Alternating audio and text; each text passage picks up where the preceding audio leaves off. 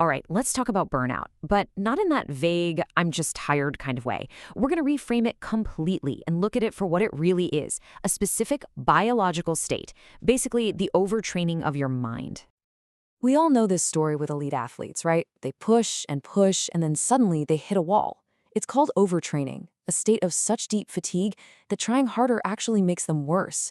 This isn't just them being tired, it's a well-documented breakdown of the body's systems from way too much stress and not nearly enough recovery. So, here's the big question we're exploring today. What if that feeling of burnout that so many of us have, what if it isn't just some modern psychological complaint? What if it's the exact same biological process that takes a world-class athlete out of the game? What if it's just overtraining by a different name? To really get what's happening inside our heads, we first have to look at what sports science figured out decades ago about what happens when an athlete's body gets pushed way past its limits. It's really just a balancing act. You apply stress through training, you balance it with recovery, and you get stronger. But when that scale tips and the load just keeps outweighing your ability to repair and recover, your body stops adapting. It starts breaking down. It's a biological state, and it's called chronic maladaptation. And this chart? This shows you exactly what that breakdown looks like psychologically. Sports scientists have this thing called an iceberg profile for healthy athletes, see? Vigor is high and all the negative stuff is low, underwater. But with overtrained athletes, that iceberg flips completely upside down. Tension, depression, anger, fatigue, they all shoot up, while vigor just tanks. And here's the kicker. This exact inverse iceberg profile is what we see in professionals who are completely burned out. Okay, so let's take this out of the gym and into our daily lives. That same wear and tear isn't just for muscles. It happens inside our skulls, to our nervous system. And when it's caused by the chronic stress of just living, it has a specific name. It all starts with this idea called allostatic load. Just think of it as the running tab, the biological cost of your body constantly having to deal with stress. Every difficult project, every argument, every night of bad sleep, it all adds a little something to the tab, slowly wearing you down.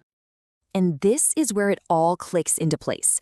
When that allostatic load gets too high for too long because of all the mental and emotional stress we're under, it creates a state we're calling chronic neurological overload, or CNO. And I want to be really clear, this is not a metaphor. This is the mental equivalent of physical overtraining. So what's the big deal? What actually happens when your brain gets stuck in this CNO state for weeks or months or even years?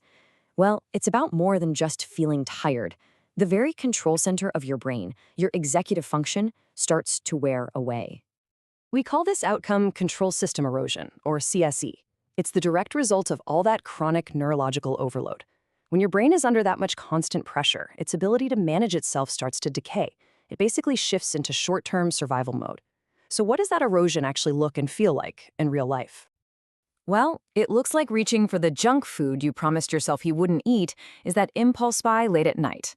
Your brain is just too drained for long-term thinking, so it defaults to whatever feels good right now. It feels like that constant nagging brain fog. The inability to focus, rereading the same email 5 times, or completely forgetting what you were about to say mid-sentence. Your brain's attentional capacity is just shot. And it sounds like snapping at your partner or a colleague over something ridiculously small. Your ability to regulate your emotions, which is a huge job for your brain's control system, is just frayed. Your fuse gets shorter and shorter. Now, this isn't just a bunch of feelings. It's a real physiological state.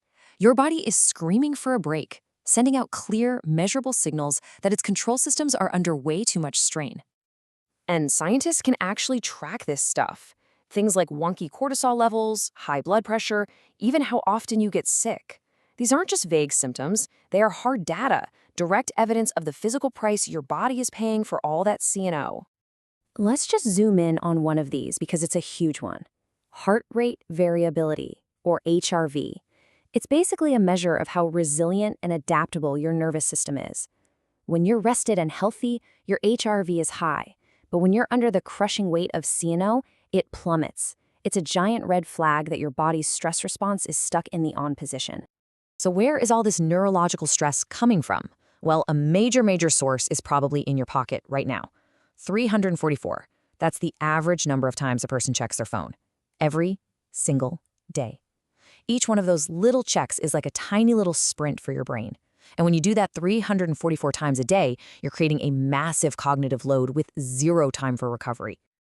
So, if burnout is a biological problem of being overloaded, then the solution can't be to just be tougher or push through it.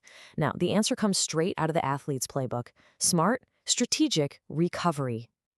And listen, if you only remember one thing from this whole explainer, please let it be this: feeling burned out is not a character flaw. It's not a sign of weakness or a moral failing. It is a predictable, measurable, biological response to a load that has simply been too heavy for too long. And just like an athlete can't just power through a torn ACL, you can't just power through this. Real strength, real resilience, both in your mind and your body, isn't built during the moments of stress. It's built in the moments of rest that follow. Capacity grows with rest and small, smart practice. So that leaves us with one last really important question to ask yourself. Are you managing your mental and emotional energy with the same care and discipline an elite athlete manages their physical energy? Because your brain is your single greatest asset, and the difference between training it for peak performance and overtraining it into the ground, well, that changes everything.